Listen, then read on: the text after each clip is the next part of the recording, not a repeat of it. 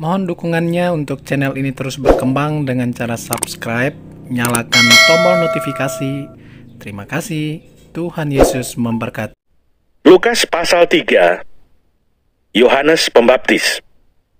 Dalam tahun ke-15 dari pemerintahan Kaisar Tiberius, ketika Pontius Pilatus menjadi wali negeri Yudea dan Herodes raja wilayah Galilea, Filipus saudaranya raja wilayah Iturea, dan Trakonitias dan Lisanias raja wilayah Abilene. Pada waktu Hanas dan Kayafas menjadi imam besar, datanglah firman Allah kepada Yohanes anak Zakaria di padang gurun. Maka datanglah Yohanes ke seluruh daerah Yordan dan menyerukan, "Bertobatlah dan berilah dirimu dibaptis, dan Allah akan mengampuni dosamu." Seperti ada tertulis dalam kitab nubuat-nubuat Yesaya. Ada suara yang berseru-seru di padang gurun, "Persiapkanlah jalan untuk Tuhan, luruskanlah jalan baginya. Setiap lembah akan ditimbun, dan setiap gunung dan bukit akan menjadi rata. Yang berliku-liku akan diluruskan, yang berlekuk-lekuk akan diratakan, dan semua orang akan melihat keselamatan yang dari Tuhan." Lalu ia berkata kepada orang banyak yang datang kepadanya untuk dibaptis, katanya, "Hai kamu keturunan ular beludak, siapakah yang mengatakan kepada kamu supaya melarikan diri dari murka yang akan datang? Jadi hasilkanlah buah-buah yang sesuai dengan pertobatan, dan janganlah berpikir dalam hatimu, Abraham adalah bapa kami, karena aku berkata kepadamu, Allah dapat menjadikan anak-anak bagi Abraham dari batu-batu ini. Kapak sudah tersedia pada akar pohon, dan setiap pohon yang tidak menghasilkan buah yang baik akan ditebang dan dibuang ke dalam api." Orang banyak bertanya kepadanya, "Jika demikian, apakah yang harus kami perbuat?" Jawabnya, "Barang siapa mempunyai 2 helai baju, hendaklah ia membaginya dengan yang tidak punya. Dan barang siapa mempunyai makanan, hendaklah ia berbuat juga demikian."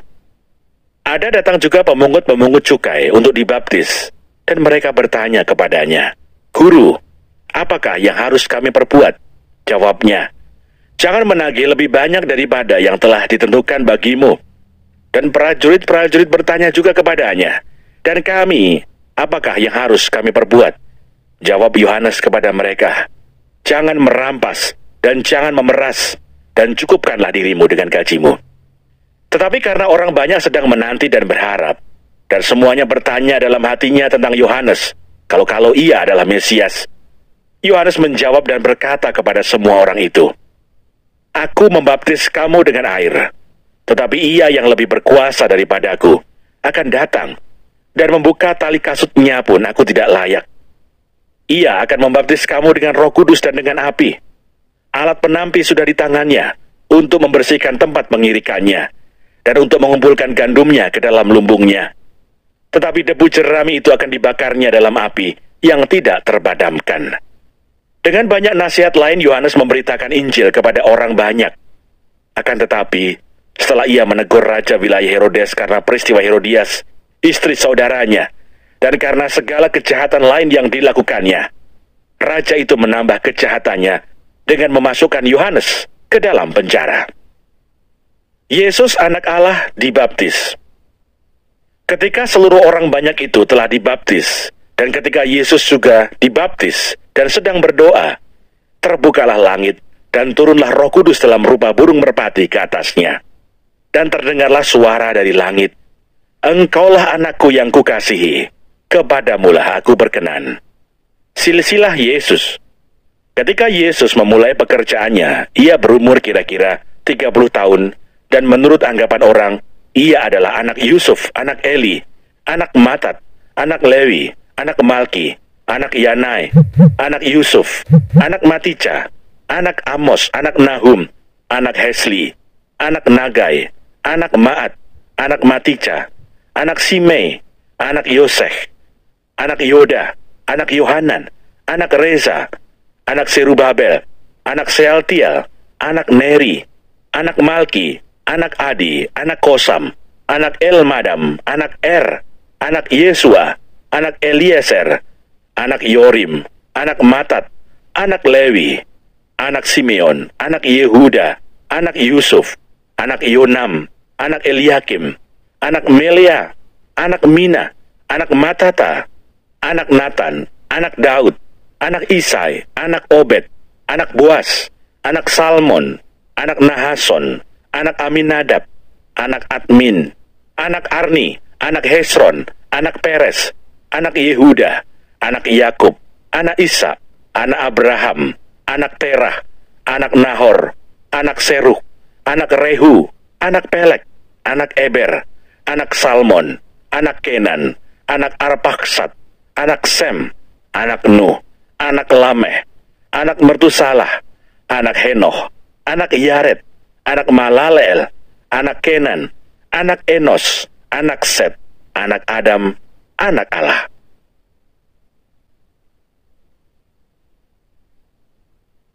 Lukas pasal 4. Pencobaan di padang gurun. Yesus yang penuh dengan Roh Kudus kembali dari sungai Yordan, lalu dibawa oleh Roh Kudus ke padang gurun.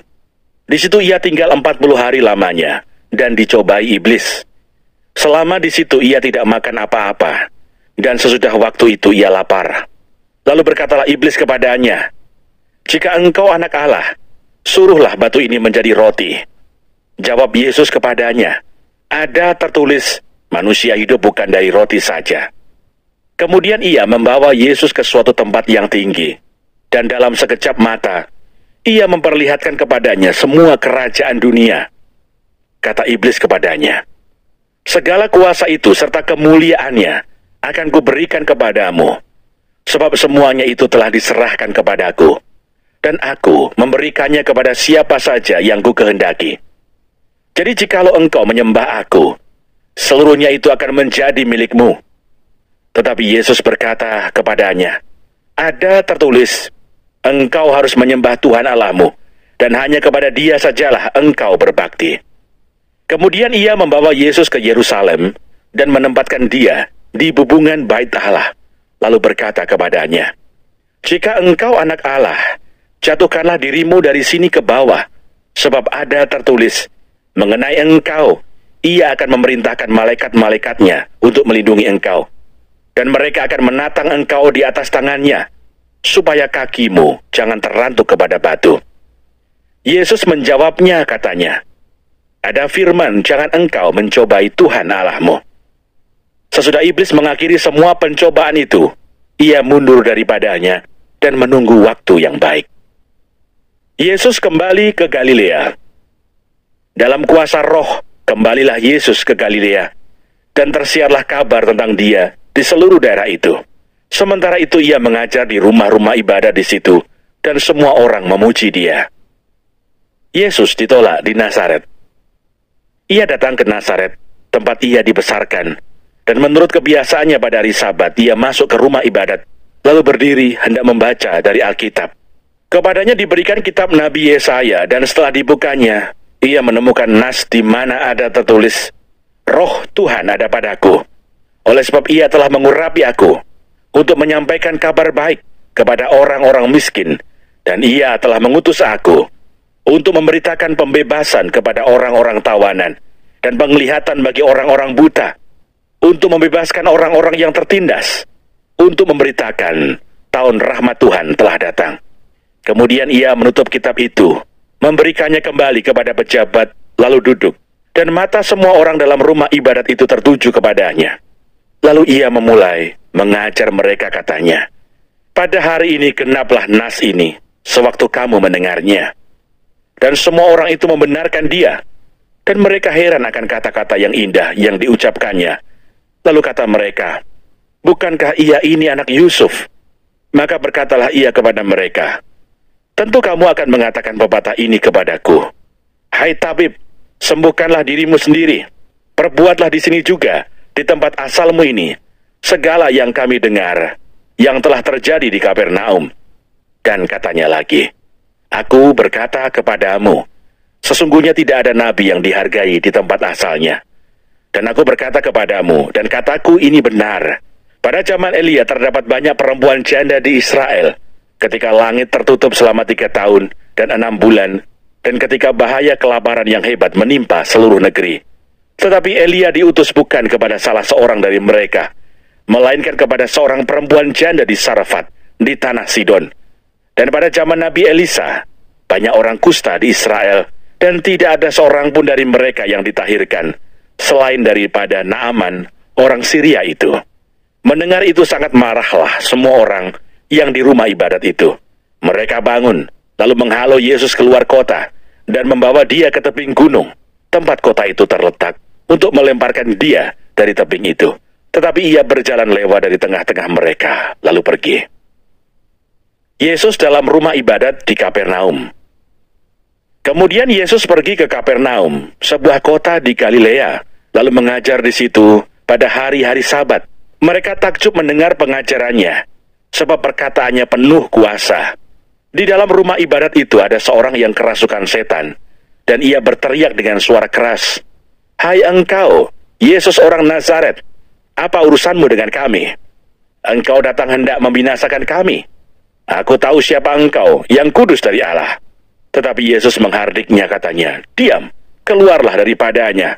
Dan setan itu pun menghempaskan orang itu ke tengah-tengah orang banyak, lalu keluar daripadanya, dan sama sekali tidak menyakitinya. Dan semua orang takjub, lalu berkata seorang kepada yang lain, katanya, "Alangkah hebatnya perkataan ini, sebab dengan penuh wibawa dan kuasa, ia memberi perintah kepada roh-roh jahat, dan mereka pun keluar. Dan tersebarlah berita tentang dia kemana-mana di daerah itu." Yesus menyembuhkan ibu mertua Simon Petrus dan orang-orang lain. Kemudian ia meninggalkan rumah ibadat itu dan pergi ke rumah Simon. Adapun ibu mertua Simon demam keras, dan mereka meminta kepada Yesus supaya menolong dia. Maka ia berdiri di sisi perempuan itu, lalu menghardik demam itu, dan penyakit itu pun meninggalkan dia. Perempuan itu segera bangun dan melayani mereka. Ketika matahari terbenam, semua orang membawa kepadanya orang-orang sakitnya yang menderita bermacam-macam penyakit. Ia pun meletakkan tangannya atas mereka masing-masing dan menyembuhkan mereka.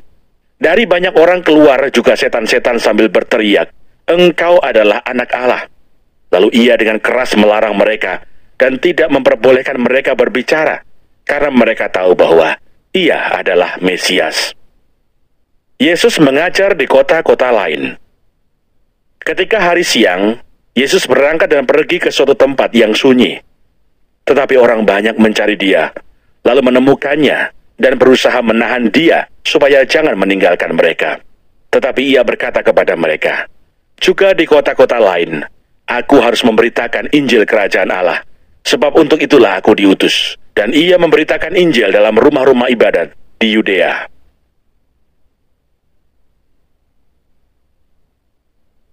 Lukas pasal 5. Penjala ikan menjadi penjala manusia. Pada suatu kali, Yesus berdiri di pantai Danau Genesaret, sedang orang banyak mengerumuni dia, hendak mendengarkan firman Allah. Ia melihat dua perahu di tepi pantai. Nelayan-nelayannya telah turun dan sedang membasuh jalannya. Ia naik ke dalam salah satu perahu itu, yaitu perahu Simon, dan menyuruh dia supaya menolakkan perahunya sedikit jauh dari pantai. Lalu ia duduk dan mengajar orang banyak dari atas perahu. Setelah selesai berbicara, ia berkata kepada Simon, "Bertolaklah ke tempat yang dalam, dan tebarkanlah jalamu untuk menangkap ikan." Simon menjawab, "Guru, telah sepanjang malam kami bekerja keras, dan kami tidak menangkap apa-apa. Tetapi karena engkau menyuruhnya, aku akan menebarkan jala juga." Dan setelah mereka melakukannya, mereka menangkap sejumlah besar ikan, sehingga jala mereka mulai koyak. Lalu mereka memberi isyarat kepada teman-temannya di perahu yang lain, supaya mereka datang membantunya. Dan mereka itu datang. Lalu mereka bersama-sama mengisi kedua perahu itu dengan ikan, hingga hampir tenggelam.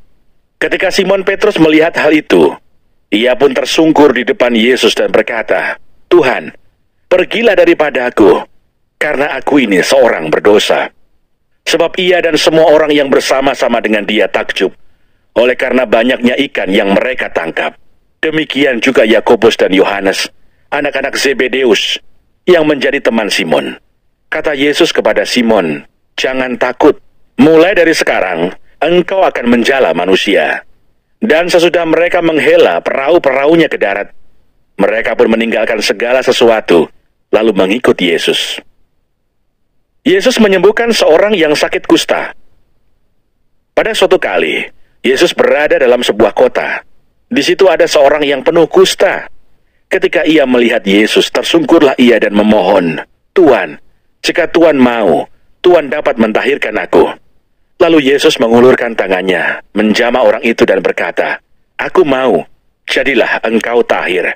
Seketika itu juga lenyaplah penyakit kustanya.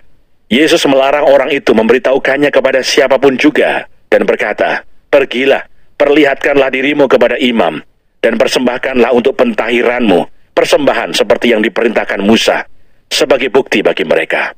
Tetapi kabar tentang Yesus makin jauh tersiar, dan datanglah orang banyak berbondong-bondong kepadanya untuk mendengar dia, dan untuk disembuhkan dari penyakit mereka. Akan tetapi ia mengundurkan diri ke tempat-tempat yang sunyi dan berdoa. Orang lumpuh disembuhkan. Pada suatu hari ketika Yesus mengajar, ada beberapa orang Farisi dan ahli Taurat duduk mendengarkannya. Mereka datang dari semua desa di Galilea dan Yudea dan dari Yerusalem. Kuasa Tuhan menyertai dia, sehingga ia dapat menyembuhkan orang sakit. Lalu datanglah beberapa orang mengusung seorang lumpuh di atas tempat tidur. Mereka berusaha membawa dia masuk dan meletakkannya di hadapan Yesus. Karena mereka tidak dapat membawanya masuk, berhubung dengan banyaknya orang di situ. Naiklah mereka ke atap rumah, lalu membongkar atap itu, dan menurunkan orang itu dengan tempat tidurnya ke tengah-tengah orang banyak, tepat di depan Yesus.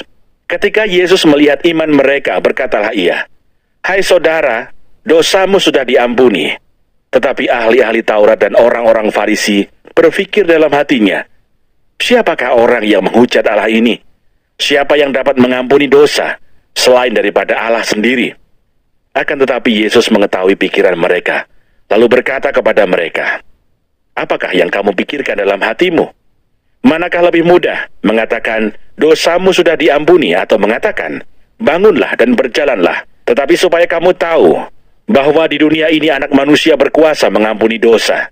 Berkatalah ia kepada orang lumpuh itu, "Kepadamu kukatakan, bangunlah, angkatlah tempat tidurmu dan pulanglah ke rumahmu." Dan seketika itu juga bangunlah ia di depan mereka, lalu mengangkat tempat tidurnya dan pulang ke rumahnya sambil memuliakan Allah. Semua orang itu takjub lalu memuliakan Allah, dan mereka sangat takut, katanya, "Hari ini kami telah menyaksikan hal-hal yang sangat mengherankan." Lewi pemungut cukai mengikut Yesus. Kemudian ketika Yesus pergi keluar, ia melihat seorang pemungut cukai yang bernama Lewi sedang duduk di rumah cukai. Yesus berkata kepadanya, "Ikutlah aku." Maka berdirilah Lewi dan meninggalkan segala sesuatu, lalu mengikut dia. Dan Lewi mengadakan suatu perjamuan besar untuk dia di rumahnya. Dan sejumlah besar pemungut cukai dan orang-orang lain turut makan bersama-sama dengan dia. Orang-orang Farisi dan ahli-ahli Taurat bersungut-sungut kepada murid-murid Yesus, katanya, "Mengapa kamu makan dan minum bersama-sama dengan pemungut cukai dan orang berdosa?" Lalu jawab Yesus kepada mereka, katanya, "Bukan orang sehat yang memerlukan tabib, tetapi orang sakit. Aku datang bukan untuk memanggil orang benar, tetapi orang berdosa, supaya mereka bertobat." Hal berpuasa. Orang-orang Farisi itu berkata pula kepada Yesus, "Murid-murid Yohanes sering berpuasa dan sembahyang. Demikian juga murid-murid orang Farisi. Tetapi murid-muridmu makan dan minum." Jawab Yesus kepada mereka, "Dapatkah sahabat mempelai laki-laki disuruh berpuasa, sedang mempelai itu bersama mereka? Tetapi akan datang waktunya, apabila mempelai itu diambil dari mereka, pada waktu itulah mereka akan berpuasa." Ia mengatakan juga suatu perumpamaan kepada mereka. Tidak seorang pun mengoyakkan secarik kain dari baju yang baru untuk menambalkannya pada baju yang tua. Jika demikian, yang baru itu juga akan koyak, dan pada yang tua itu tidak akan cocok kain penambal yang dikoyakkan dari yang baru itu. Demikian juga tidak seorang pun mengisikan anggur yang baru ke dalam kantong kulit yang lama, karena jika demikian, anggur yang baru itu akan mengoyakkan kantong itu, dan anggur itu akan terbuang, dan kantong itu pun hancur. Tetapi anggur yang baru harus disimpan dalam kantong yang baru pula, dan tidak seorang pun yang telah minum anggur tua ingin minum anggur yang baru, sebab ia akan berkata, anggur yang tua itu baik.